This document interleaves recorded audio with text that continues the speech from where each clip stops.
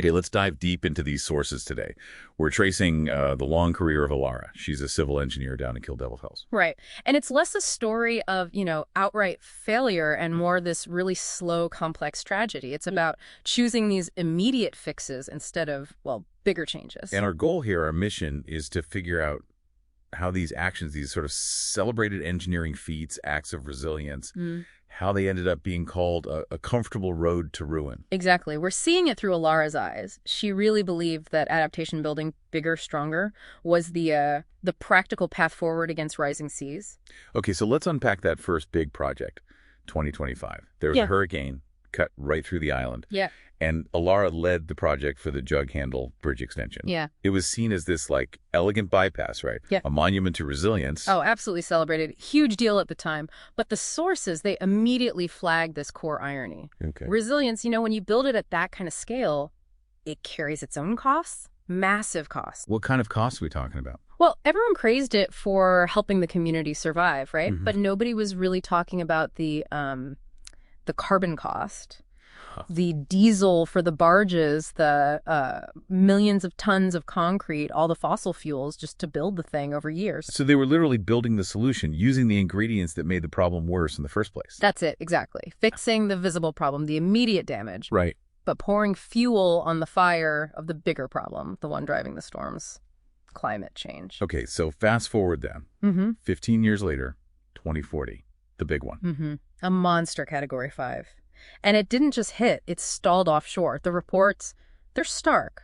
The bridge wasn't damaged, it was erased. Erased, wow. Yeah. The sea didn't just rise, it lunged. And this kicks off what the sources call the destruction and rebuilding cycle. Meaning? Federal money floods in, but the rebuilding itself is frantic. It's this energy-guzzling machine. Alara, she's senior by now. She even notes the irony herself. Wow. She hears the constant roar of diesel generators keeping the lights on in the wrecked towns.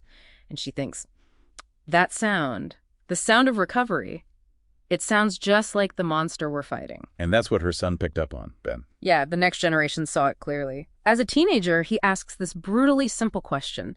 Why do we keep building things for the ocean to take? He saw the connection immediately. The rebuilding was fueling the crisis. Just heartbreaking. Okay, so jump to 2060. What's the picture then? It's grim. Kill Devil Hills. It's essentially a ghost town. You can only get there by skiff. Alara herself she's one of the climate displaced, living 50 miles inland. Wow. And this local story, it connects to the bigger picture. Directly. News reports confirm it around then. The Arctic saw its first ever ice-free winter. The feedback loops were locked in. That's the Arctic amplification thing. That's it. Less ice means less reflection of sunlight, means more heat absorbed, means faster melting. A vicious cycle. And that's when Alara has this profound realization, her whole life's work. It was dedicated to mastering symptomatic solutions, patching leaks, never turning off the tap. And her son, Ben, his movement called those big projects the Great Deception. That sounds intentional. Were they saying engineers like Alara were lying? No, quite malicious deception. More like self-deception, creating the illusion of progress, the illusion of safety. Well, actually making things worse long term. Exactly, fueling the fire. Alara finally sees the real tragedy wasn't the storm or the lost bridge. The tragedy was choosing comfort, choosing temporary fixes, choosing that comfortable road to ruin instead of making the hard systemic changes needed decades earlier.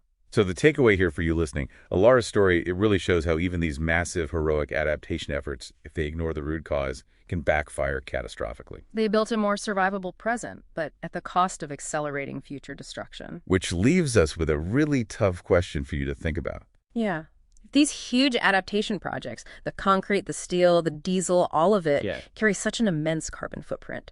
Does preparing for disaster in this way actually speed it up? Where's that ethical line? When does adaptation stop being smart preparation and start becoming, well, complicity in the problem itself? Yeah. Something to consider.